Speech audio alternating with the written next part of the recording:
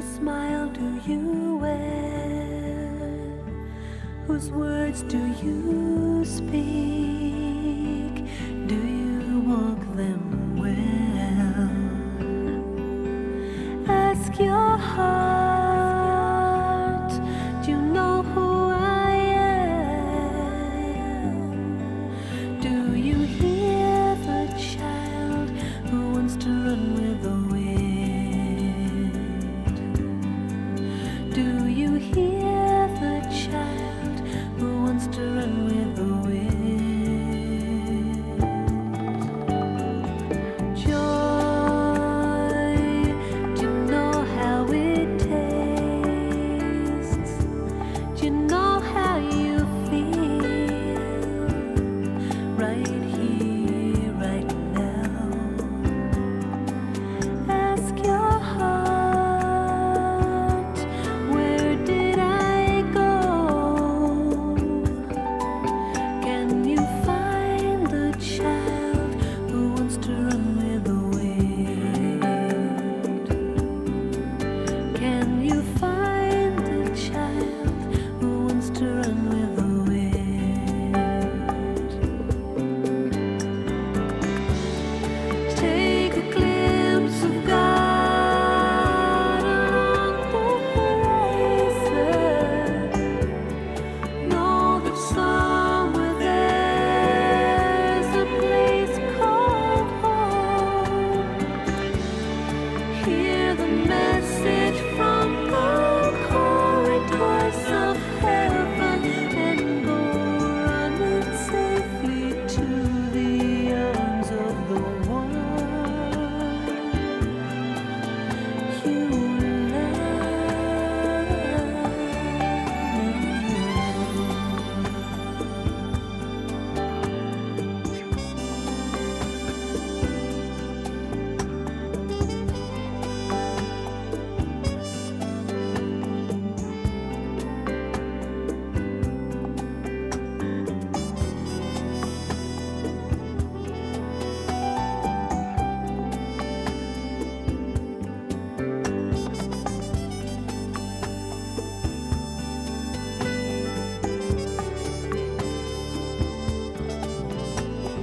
dance, let 'em know who you are.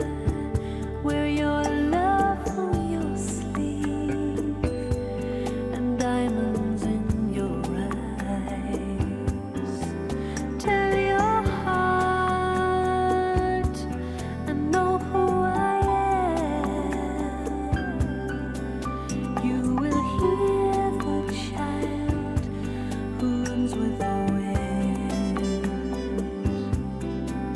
You will be the child who runs with the wind. You will love the child who runs with the wind. Who runs with the wind.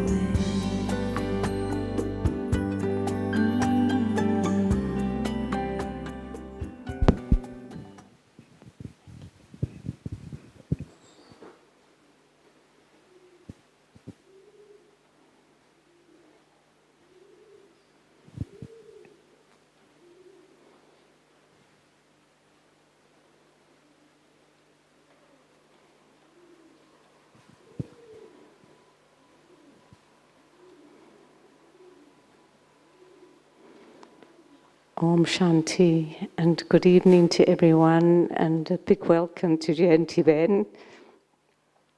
Perhaps we should be saying Jayanti Didi by now. Jayanti Ben, Jayanti Didi has come to us with many qualities that she's developed over the years. She has so many titles that it's best for you to Google her. But in this last year, she became the assistant administrative head of the Brahma Kumaris.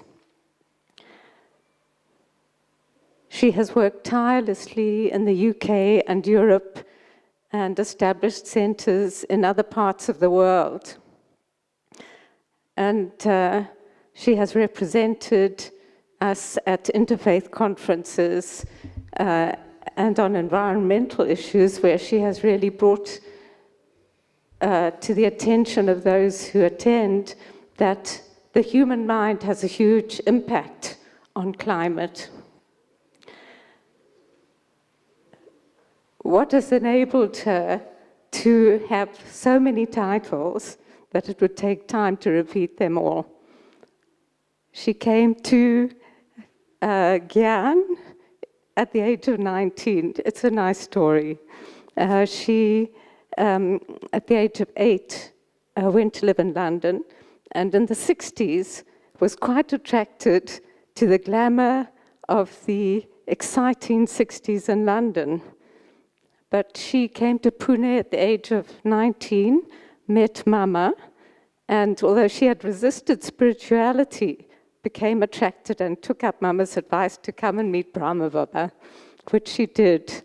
And since then, her life has been one of dedication, discipline, commitment, which we all appreciate so much. And if I have to say it in a few words, I'd say you're a balance of love and law, and sweetness and gentleness, as well as authority. So welcome. Om Shanti.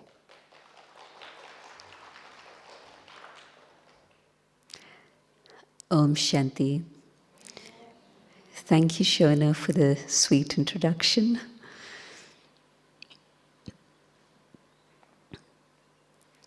I think everybody in the world agrees, not just in the Brahmin family, but literally across the world. Everyone is very aware of how uncertain times are, especially this year. Every year has been more and more of this growing and growing, but in the last 2 weeks especially, with things being very, very uncertain in parts of the world that we didn't really expect things would suddenly explode. Things are exploding, literally, physically, but also across the world, not just the impact of that particular situation, but COVID, the attempts to try and recover the economy after COVID, and now a 4th wave of COVID coming. Things just seem to be blowing up. And of course, climate change is now no more anything that anyone can deny, but it's a reality of life. It's interesting being in Shantivan, because when I used to stay upstairs and go downstairs, I would always look at the temperature, and I think it's above Dadiji's cottage that they have this temperature scale there. And usually, around this time of year, in March, the temperature would be in the late 20s. But even at the end of February, I saw that it already reached 32 Celsius. Now, if at the end of February it's 32 Celsius, and you think about what it'll be like as the temperature continues to grow higher and higher, what will it be like for people who don't have shelter in May and even June, until wherever the monsoon decides to come? All of us are lucky we have shelter.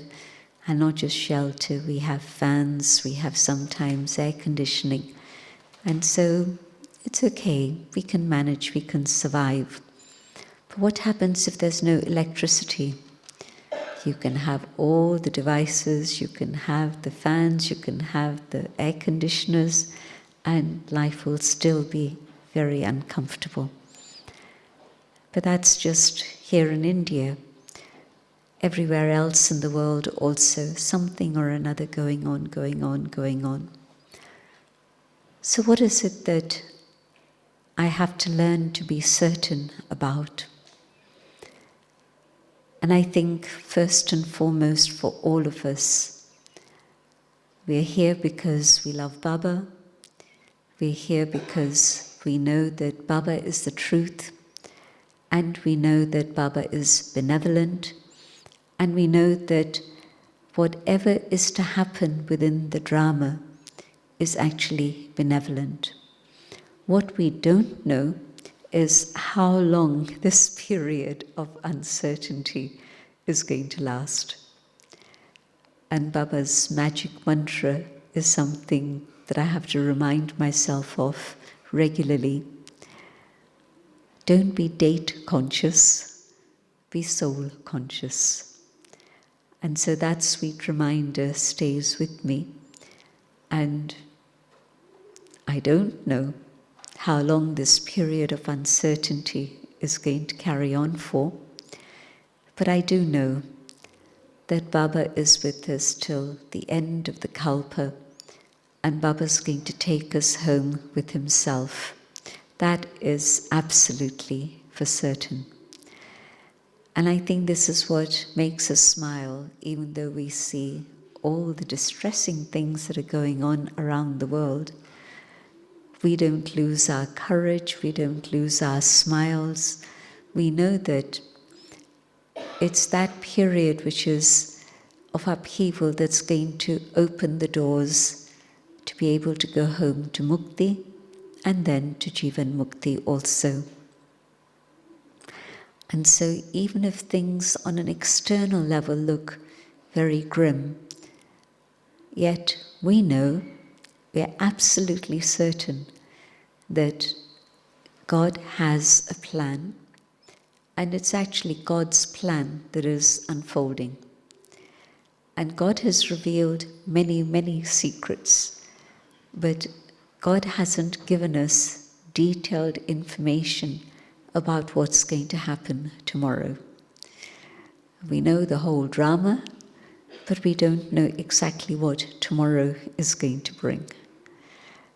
And for that, Baba says, you have to prepare yourself so that you're certain that whatever upheaval comes, you don't lose your connection with Baba, you don't lose your faith, you don't lose your certainty that through all of this, it'll be time to go home and time to come to heaven again. So, absolutely the starting point for our faith is our faith in Baba. I remember early days when we still didn't have Western students in London. We had a small group of people who were Bharatvasis who'd taken Gyan in Bharat, and then for Lokik reasons, jobs and families and business had travelled abroad and had settled in London. So when the first student who actually seemed to understand Baba's Gyan and was following all the Brahman disciplines and was coming to Murli every day, when I had a chance to talk to this person, I said, how do you believe that the cycle is 5,000 years? And his answer was, because Baba says so. And basically that's what we would also all say, because you try and prove scientifically that the cycle is 5,000 years old, that the cycle repeats, and I certainly haven't come across anyone who's been able to explain all of that absolutely correctly in scientific terms. Some people have thought that they can explain it scientifically, but then when other scientists read their documents, they say, well, not quite scientific enough. And so, what is it that gives us faith?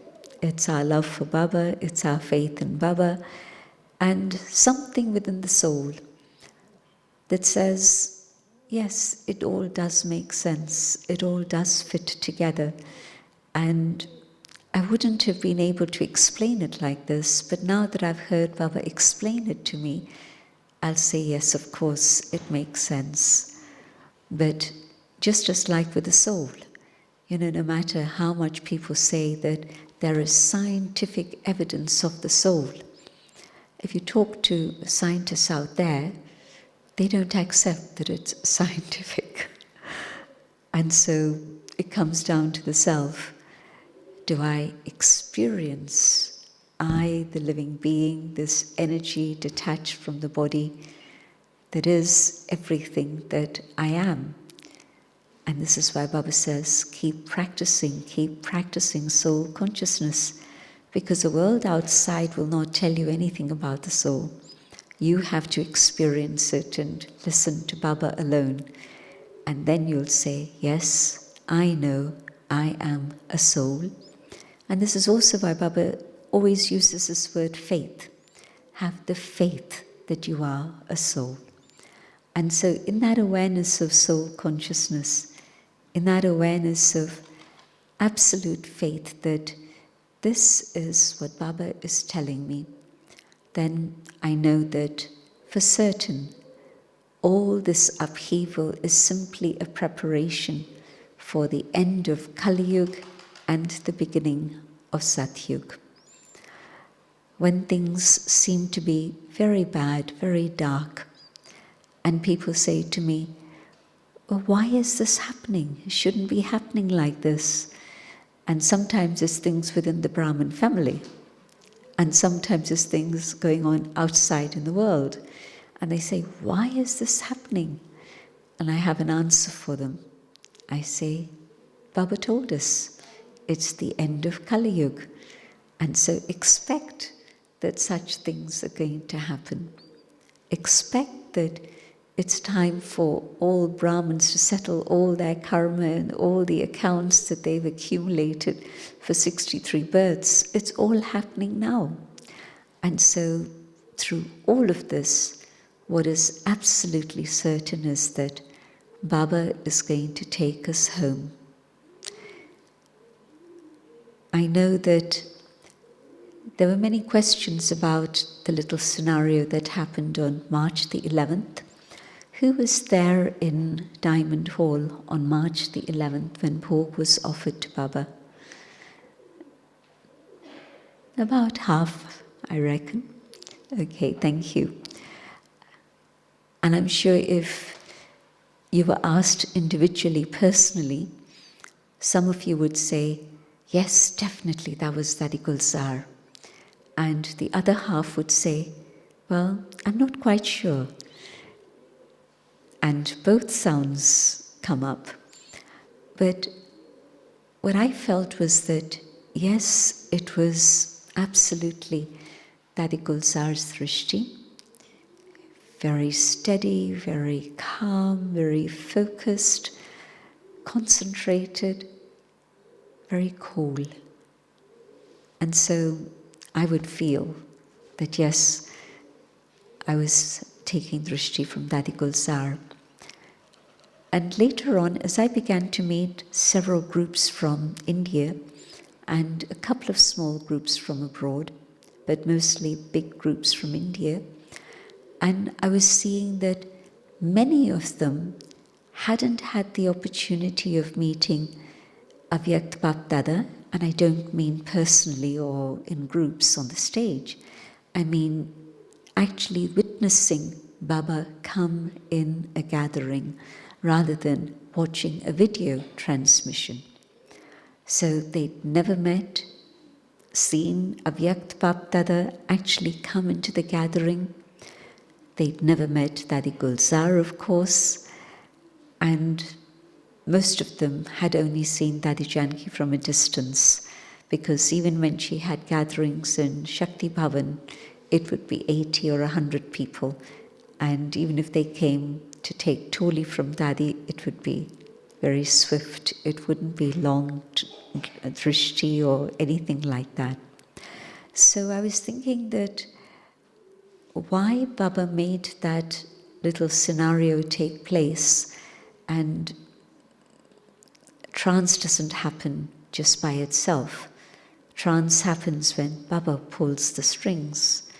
And again, getting that feeling of the presence of another being in a human chariot, that doesn't happen just by itself. But yes, it's drama, but in this particular case, it's very, very definitely Baba's intervention. And what I mean is that where we've got used to, and people, most of us have witnessed, who has never seen Baba actually coming in Madhuban? Anyone? A few.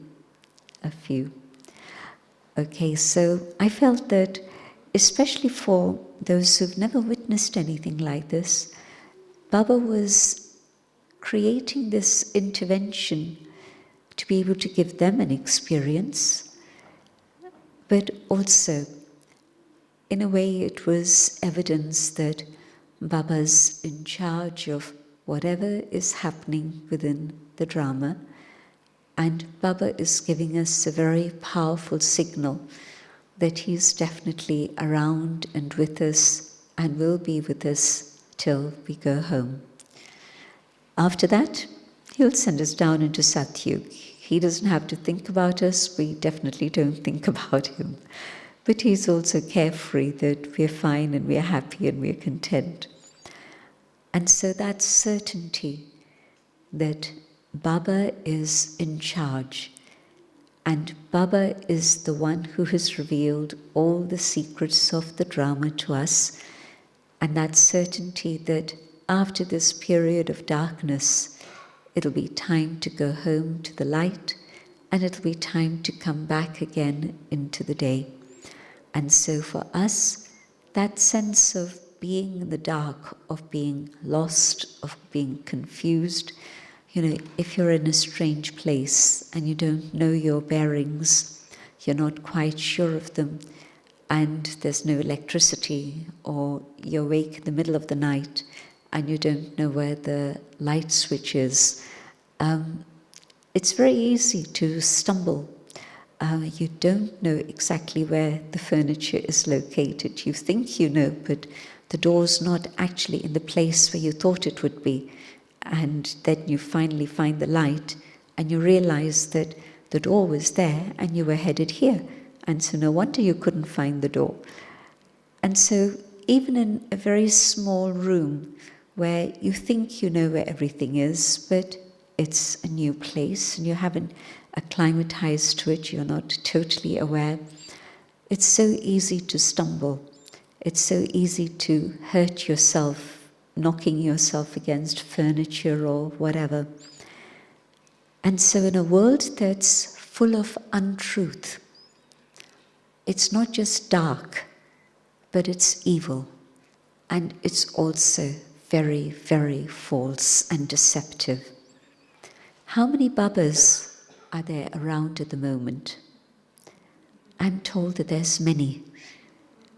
And I'm not talking about the real Baba who comes in Madhuban and comes in Dadigulzar. I'm talking about all these video clips that are floating around, and someone's in Delhi, someone's in Kanpur, someone's in the south. There's many Babas floating. And it's very easy to get confused. But what keeps me steady and stable and anchored and grounded is the fact that I know Baba comes in Madhuban. Baba told us he would only come in Madhuban. Baba comes in Dadigulzar. Baba told us that he would come in a fixed chariot. And that was the fixed chariot. I know that Baba spoke the Murli, of course, through Dadigulzar later on, but earlier on, Baba would only speak the Murli through Brahma Baba. Although we call the Murli through Mama a Murli to make it separate to all the other classes that are going on. So Mama's Murli is called that, it's the Murli. But of course, you've been hearing Mama's Murlis now over the last few years. We only started to do that quite recently. Until then, we weren't being exposed to Mama's Murlis except once a year for June the 24th, her day. But in recent times, we've had little extracts of Mama's Murli. And as you hear Mama's Murli, you can see that it's quite distinctly different to Baba's Murli. Mama will pick up one subject and Mama will talk in detail about that one subject, but she'll always be referring to Shiv Baba. The Shiv Baba has taught us this, this and this. Baba's Murli through Brahma Baba, Bab Dada speaking. Now, these are the certainties that we have. We know all these things for sure. And if I hold on to these things, then I'm never going to be confused. Then all I need to do is, if I have a question, probably the next day, Baba's Murli is going to give me an answer. Or Baba will find an instrument through whom something is said that will also give me an answer. And so I'm absolutely sure that Baba's plan is such that Baba gives us signals from time to time in a very specific way, whether personally through my own question and the answer reaching me through a Murli, or whether it's like happened the other day, Baba intervening to tell us, yes, I'm around, I can create magic, I can give you an experience that you weren't expecting. And so for us, there's no question. It's all very, very clear, and I'm certain. We're very close to the point where suddenly things will just simply fly around and God's message will have been given to the world and we'll be able to go home. I heard something very interesting just before coming here, and I'm sure that those from Africa will let you know more about it as time goes on. But it was a very lovely plan of, you know, how Serve Africa became such an amazing project and literally was able to serve the whole continent within the space of a few years. Well, now the project that's on the cooker, and it's going to come to the boil and be revealed in a little while. But it's about using media to give Baba's message across the whole of Africa. And yes, when they started Serve Africa, there were not so many hands and resources, and today, yes, there's the resources, there's the hands, there's the experience, there's the expertise, many good connections, so it'll happen. It's an opportunity for each one at the moment, now not just Africa, but everywhere, to use their time, their skills, their resources, their energy, to be able to still create their own fortune. And there's still time for Baba's children to catch up on lost time. If I came to Baba many years ago and I feel that I didn't do what I needed to do, well, all the Murlis are giving me a signal. You can still do a lot more. You can still catch up. You can still focus. And I love this expression that Baba used the other day about the signal or the sign of Brahman life is constantly to practice and constantly to have attention. Attention and practice. Practice and attention. And so if I just take up those two words, yes, I can reach my goal of being karmatit very, very fast. And so let me keep those two words in mind, but also the other slogan is that of lifelong learning. People started to use this just a few years ago, but Baba taught us this like 80 years ago, that till your dying day, you have to learn. Till your dying day, you're a student. And the Dadis absolutely demonstrated this. And so, if I'm to be certain that yes, I'm going to go home with Baba, not in the procession, following behind, trailing along, but actually as one of Baba's brides, going home with the bridegroom. Do the brothers have that feeling that they're Baba's brides? I'm not seeing any signal. Someone is saying no. Definitely no. Well, that's great honesty. But some are signaling yes, and some are not quite sure. Do I need to ask the sisters this question? I think it's actually very, very easy for all of the sisters to say, yes, we're Baba's brides, right? Yes? Yes. So, difference between being Baba's bride and going home with Baba, the bridegroom, to this word is translated as mosquitoes by some people and as insects by other people. Machar. Gujarati translation of that is mosquito, and general Hindi translation of that is insect. But I don't want to be an insect or a mosquito following behind, trailing behind. And so am I certain I'm going home with Baba? That's Baba's invitation to us. And if I'm certain that I'm going to go home with Baba, I'm also then very certain that I'm going to come down into Satyug. And I have no question about that at all. I don't need to think about what will I be in Satyug. I need to make the effort, and then I'll get that feeling. But at the moment, just to be certain that, yes, you're going to go home and then come down again very, very soon. And so when I see things of uncertainty here, it's that faith and that certainty of the things I do know that enables me to step up above and watch the scenes of the drama go on here. It becomes easier and easier to do this the more you practice it, which is why Baba was saying, keep practicing. If I haven't practiced this, then when something happens, it doesn't matter how much I say to myself, it's drama, it's sweet drama, it's benevolent drama. It doesn't quite work. But if I've practiced it, then I don't even need to repeat these phrases to myself.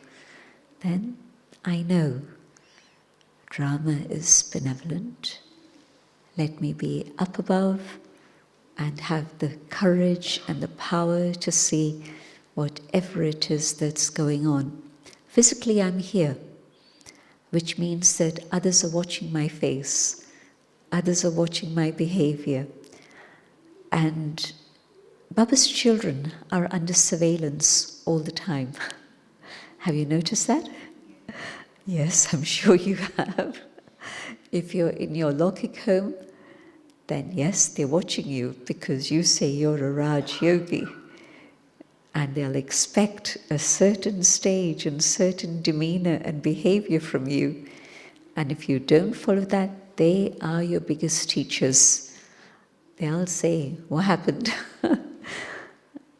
Lokik work, again, even if they don't use the terms Brahma Kumaris or Raj Yoga, they know that you meditate by now. I'm sure they do, wherever it is you serve.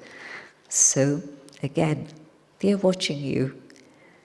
And if you live in a center, you don't know how many pairs of eyes are watching you. Not only those you live with, but those who come to the center. You're on stage. Somebody called it being in a goldfish bowl. Everybody watching you. But that's okay. Mama told Daddy Janki way back around 1964 That's a long time ago. Most of you were in different bodies at that time. And at that time, Daddy was in Pune, Mama was visiting Pune, and Daddy asked Mama, can you give me a mantra that I need to work on? And Mama said to her, remember, Janak, the world is watching you. Was Mama an astrologer? No, she wasn't. But Mama was Gyani and Yogi and knew that, yes, at that moment even, the Brahman world was watching, but the Lokik world was also watching, definitely, even though it was a little center, not much happening, but the world is watching you. And so what that means is that uncertainty for everybody else, but my certainty and my stability is going to be reminding them that it's possible to be fearless, it's possible to have courage, it's possible not to have upheaval. And that'll give them inspiration and hope. And maybe some of them will then say, you know, you used to tell me about meditation. Well, tell me some more. That'll be the time when they will want to know what is it that you're doing. And so God's messengers spread out across the world. And I used to think, and I remember discussing it with Daddy Janki, and this is when Daddy, early days in London, and around 75, 76 at that time, I said to Daddy, because Daddy hadn't gone back to India for a couple of years by then, and she never said she missed Madhuban. She said, Baba's with me there. And then I said, Daddy, do you not have the thought that in the final moments, and I didn't know at that time that the final moments were still decades and decades and decades away, but do you not have the thought that in the final moments you have to be in Madhuban? And she looked at me and said, is that your thought? I said, yes, Daddy. And she said, no, I'm content to be wherever it is Baba puts me. And then 84, 85, it was late, but Baba was happy to be meeting his children from abroad, and we were all on the stage. Baba had called the teachers on the stage, early days in Om Shanti Bhavan, and Baba says, ask questions. And somebody asks Baba, will you call us at the end so that we're here in Madhuban and we catch the last flight to Madhuban?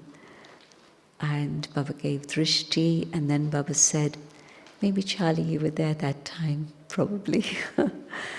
I remember distinctly some of the questions that were asked of Baba and Baba's answers. And so Baba said, do you remember that in your scriptures it says that there would be people dressed in white coming down the mountains, bringing you God's message and a message of hope and love?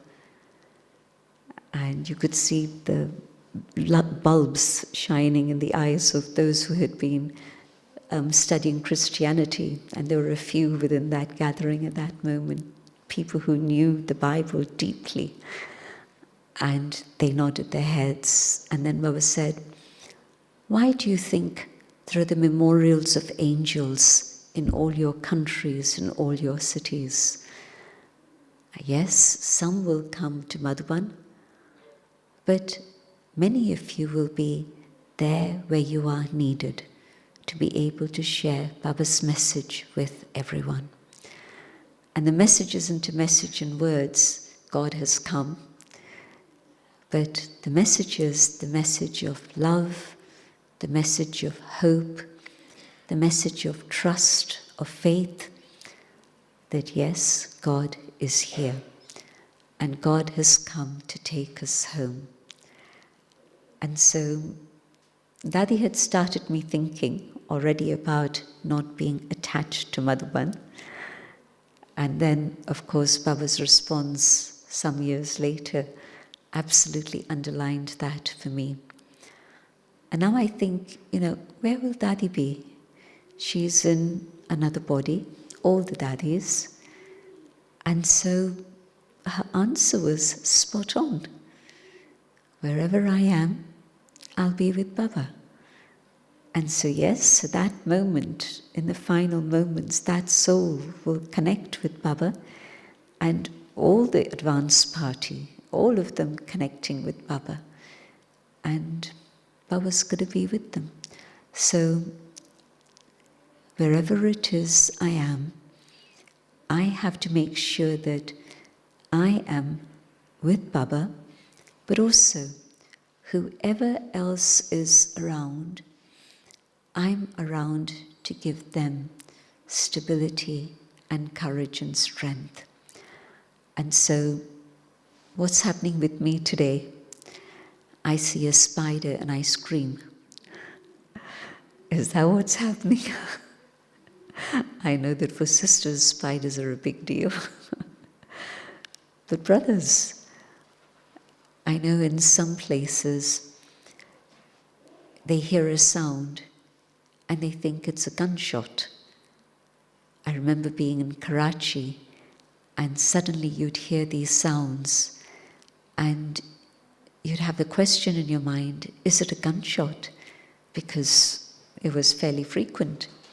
And maybe it wasn't, maybe it was something else. But the first thought is that what it is?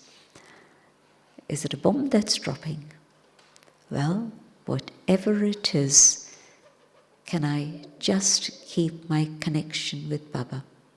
And so that attention today, what is it that's distracting me? What is it that I'm still afraid of?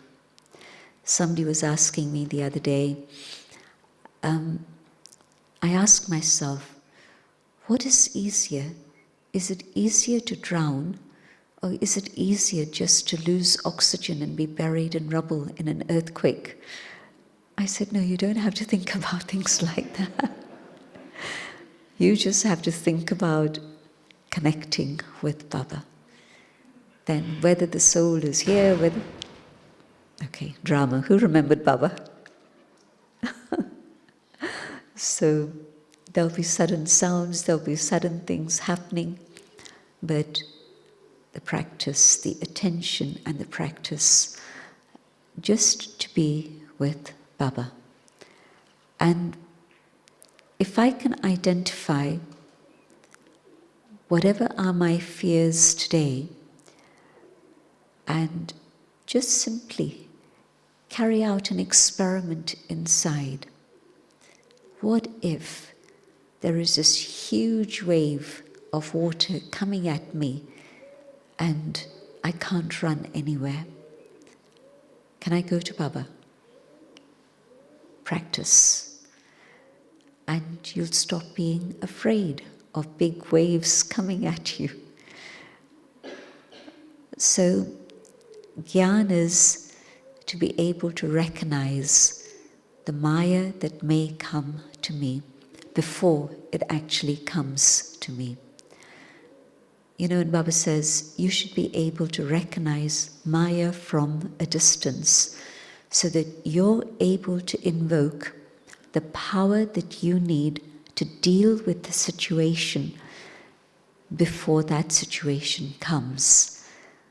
And so I think this is what it means, being able to identify whatever are my fears. When it comes to attachments, it's something that Baba's also often talked about, that recognize where are your biggest attachments. And now I'm talking about people. And I'm talking about whether it's lokik or whether it's alokik. I know that for many of us, our biggest attachments were to the dadis. And drama, And it's happened, and we're still alive, and we're still Brahmins, and we're still managing, and we're still able to carry on. Service is still continuing. And so it was like with Sakar Baba. They never ever imagined that the yajna could continue without Baba. It happened, and it continued. And for myself, I never imagined, literally I didn't imagine that the yajna could continue without the dadis, which was, I look back and I think that was rather unreasonable, wasn't it? Because the dadis were already in their 90s, some of them, and today Dadi Ratanmohini is going to be celebrating her 98th birthday. On the 25th of March, we're going to be honoring Dadi Ratanmohini, 98 years young.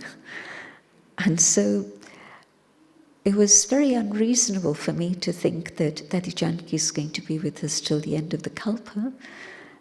But it was my thought. But of course, then as time went on, and then by the time Dadi was 103, by the time Dadi was 103, it was clear that the end of the Kalpa might not come so soon. So, but today, where are my attachments?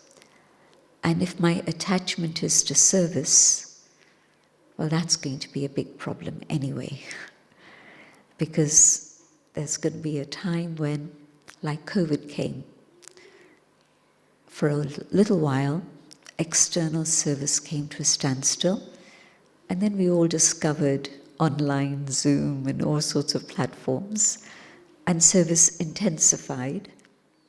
But Baba's warned us that there'll come a time, you won't be able to go out, but there's going to come a time when all these gadgets and devices, none of these things are going to work anymore. What's going to be my stage at that moment? Me alone with myself, or me alone with the ones I have the most karma with, the Brahmins at my center, or in my home, or in my bhavan. Those are the Brahmins I have the most karma with, right? So it's going to be me and them. And if I don't bring Baba absolutely center stage at that moment, it's going to be a very uncomfortable situation. And so the checking today, have I settled karma with those around me? And where I feel that there's still a bit of friction, is it possible for me to settle it as soon as possible with yoga power? Yes, it's possible, if I give it that focus and attention. Is it possible for me to have a conversation with them? More difficult, but possible. But at least then I can clear things and apologize for what it is I have done, but also maybe express whatever it is I need to express to get myself completely clear and clean. But whatever it is, to think about settling my karma before it's too late. You know, one thing was to make sure that we're not adding to our karma because we're trying to settle. But now at this point, I don't think anybody's creating more karma or adding to their karma. I think everybody's very, very aware that it's really time for settlement, but in a conscious way, to actually do a scan, 360-degree scan. Where is it that I've still got karma that still remains? And can I settle that karma?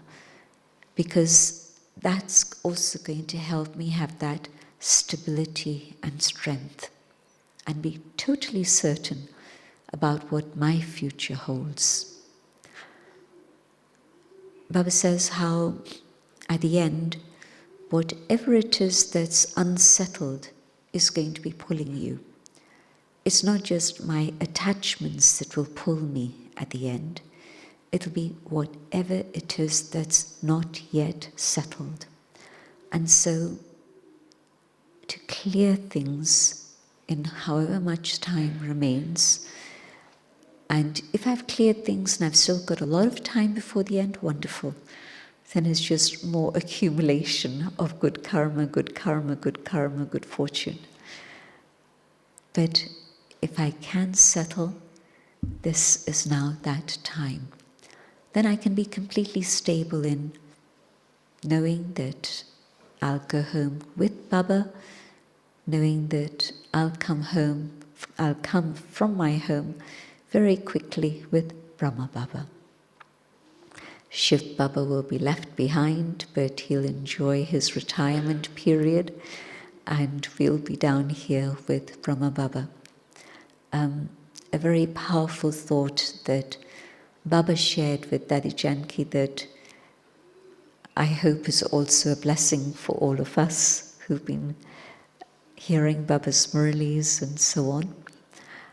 When Dadi came back from London after 4 years of not having come to Madhuban, so this would have been April 78, Sudesh Ben also, she came back after 4 years having been away, and Baba specially came to meet them. The season was over, but Baba specially came to meet them, and beautiful blessings for both. But one particular sentence that Baba said to Dadi Janki, you've been with Baba through all your 84 births. When Baba became worship-worthy, you became worship-worthy also. When Baba became a worshipper, you became worshipper too. So you've been through the whole cycle with Brahma Baba. And I think it must have really, really warmed her heart. Can you imagine Baba saying that to you? But also, I'd like to think that it applies to all of us, that we also have been with Brahma Baba through the whole cycle. And so if this is, I don't say this is my aim in a sense, but it's some of the things, it's one of the treasures that I keep in my heart, that yes, that would be very, very beautiful. And so, yes, to go home with Shiv Baba, definitely, but also to come into heaven very quickly, soon with Brahma Baba. And so that certainty is what's going to help us get through all this upheaval. When we've been at the climate change conferences, we've seen the narrative change over the 12 years that we've been going. People in 2009 were surprised to hear about consciousness and climate change, but gradually over the years, especially from around 2014, I remember the year because just before Paris, then people started to make note that people of faith have a very powerful contribution to make. And then in 2015, it was very clear that people of faith were being welcomed onto the platforms of people who were just really activists in environment. Earlier, they would reject us, but by then they had come to welcome us. And so that happened. But more and more, they ask us the question, how can people of faith contribute? And earlier we talked about resilience, we talked about hope, and now they're talking about climate anxiety. That's a very specific term that they're using. And now they're talking about climate emergency, not climate crisis anymore, climate emergency. And through all of that, we ask ourselves the question within our group, why are we here? What is it that we can offer? And this is going to be global. It's not just somewhere, someplace, it's global. And so, yes, we offer hope for the future. but also we offer that conviction that there's something better ahead. Not just hope that there's something better ahead, but conviction that yes, things can be better. Yes, there'll be upheaval, but beyond the upheaval, there are things going to be better. And so, if I'm absolutely stable in terms of my understanding of Gyan and what this period of Sangam Yuga and this transition is about, I have no more questions about why, what, when, how, if, but. And that certainty is what's going to help everybody around. And so Baba has children all over the world so that every person all over the world can take benefit. And so for each one of us to leave Madhuban this year with that absolute strength and stability that nothing can shake us. What the Laukiks say, no. What Brahmins say, it's okay. What is it I am taking away from Madhuban? And I have to say that I feel that this group is, each one of the groups that I've been seeing, it's a very lucky group because pre-COVID, and this hall would be full, 800, 900 double foreigners. And on the one side, people were happy to see the expansion, but on the other side, they'd say, there's so many people. And now, according to drama, literally it's like early days within such a big campus, such a small number. So you're lucky. You're all very lucky. Om Shanti.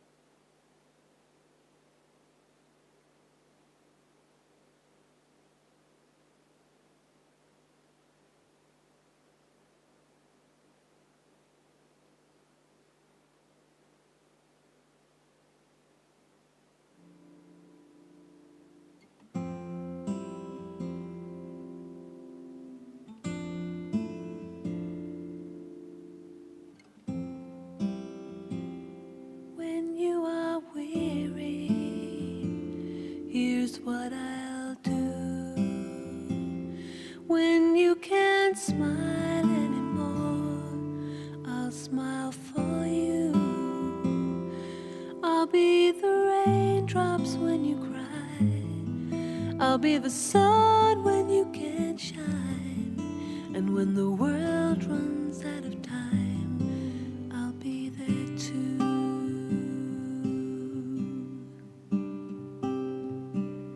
Too many people, too blind to see.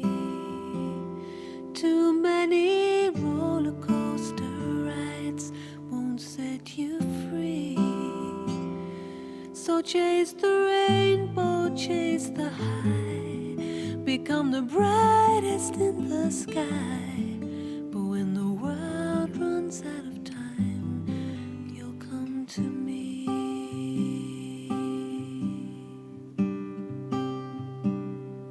And I'll be waiting to catch you when you fall, to see you through it all.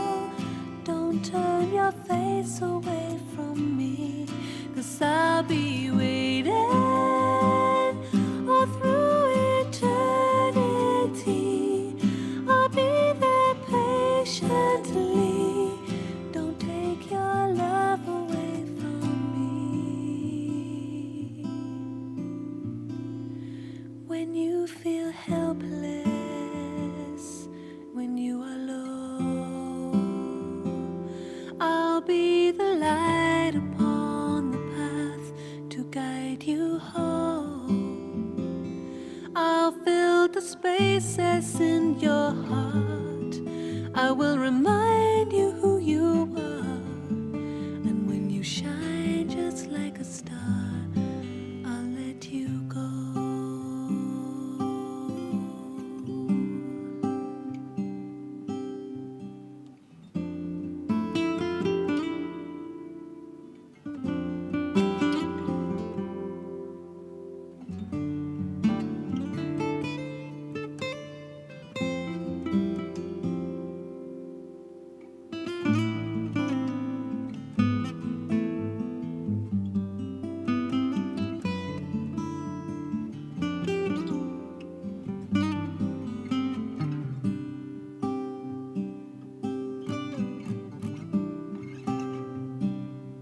And I'll be waiting to catch you when you fall, to see you through it all. Don't turn your face away from me, 'cause I'll be waiting